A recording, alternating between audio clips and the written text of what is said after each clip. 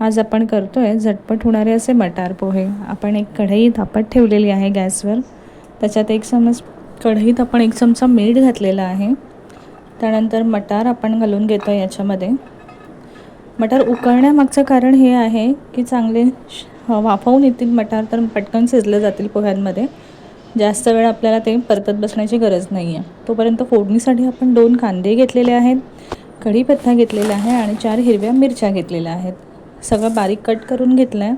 इथे 3 लोकांच्या प्रमाणासाठी मी तुम्हाला दाखवते पोहे।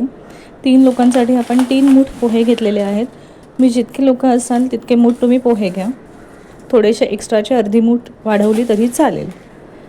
चाळून घ्यायचे। एका चाळणीवरती पोहे आपल्याला, खाली एक भांडं ठेवलेलं आहे आपण आणि वर चाळण ठेवलेली आहे। 3-4 वेळा स्वच्छ पाण्याने धुवून घेतलेत पोहे आणि त्याच्यानंतर आपण त्याला चाळणीला एका भांड्यावरती ठेवून त्याच्यावरती झाकण मारणार आहोत।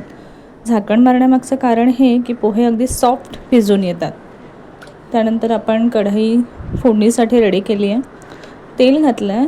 रोजच्यापेक्षा थोडंसं जास्त तेल घाला पोह्यांसाठी, कारण पोहे मस्त मिळून येतात आणि मऊसूद होतात। जास्त म्हणजे अगदी थोडंसं किंचितचं तेल जास्त घाला, जास्त अगदी तळण्या इतपत घालण्याची गरज नाही आहे। छान तेल गरम होऊ द्यायचे 5 मिनिट।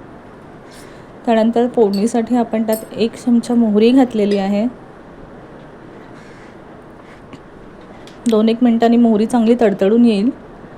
मोहरी तडतडली की आपण त्याच्यामध्ये फोडणीचं इतर साहित्य घालून घेणार आहोत। 5 ते 6 कढीपत्त्याची पानं आपण घातलेली आहेत। कढीपत्ता जास्त वेळ तेलात ठेवायचा नाही आहे, पटकन कांदा टाकून घ्यायचा आहे। 2 कांदे आपण इथे बारीक चिरून घेतले होते। कांदे चांगले सॉफ्ट करायचे तेलावर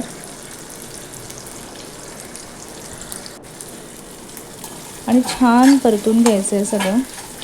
मिरच्यासुद्धा या स्टेजला आपण टाकून घ्यायच्या आहेत आणि मी कांद्यातच आता पुन्हा 1 चमचा मीठसुद्धा घालून घेतलेलं आहे।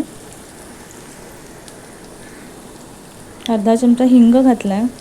हिंग ऑप्शनल आहे, नाही घातला तरी चालेल, पण शक्यतो वापरा थोडा हिंग, पण चव छान येते हिंगाने। आणि कांदा तेलावर परतताना मीठ घालण्याचं कारण हे की कांदा सॉफ्ट होतो पटकन आणि चवसुद्धा छान येते कांद्याला। एक 2-3 मिनटं कांदा परतून घेतल्यावर आपण जे वाफवून घेतलेले मटार आहेत ते घातले।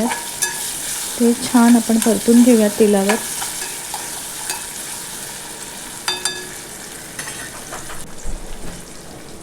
त्यानंतर त्याच्यावरती आपण झाकण ठेवून घ्यायचं आहे आणि चांगली वाफ द्यायची आहे। 1-2 मिनिटांनी मटार शिजून आल्यात व्यवस्थित, सगळं सॉफ्ट झालेलं आहे। पुन्हा हे 1 मिनिटभर ते सगळं परतून घेतलं आहे फोडणीत।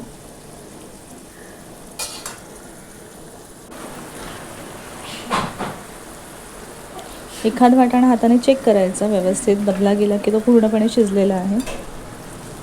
नंतर आपण जे भिजायला ठेवलेले पोहे होते ते पोहे आपण यात घालून घेतलेले आहेत। पोहेसुद्धा 2 मिनिट फक्त परतायचे। तरीसुद्धा जर तुम्हाला वाटत असेल की वातड वगैरे आहेत पोहे, अजूनही सॉफ्टनेस नाही आहे, तर वरून थोडासा पाण्याचा शिडकावा केला तरीही चालेल।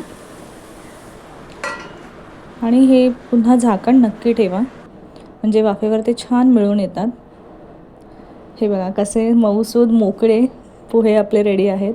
गार्निशिंगसाठी आपण वरून ओलं खोबरं आणि लिंबा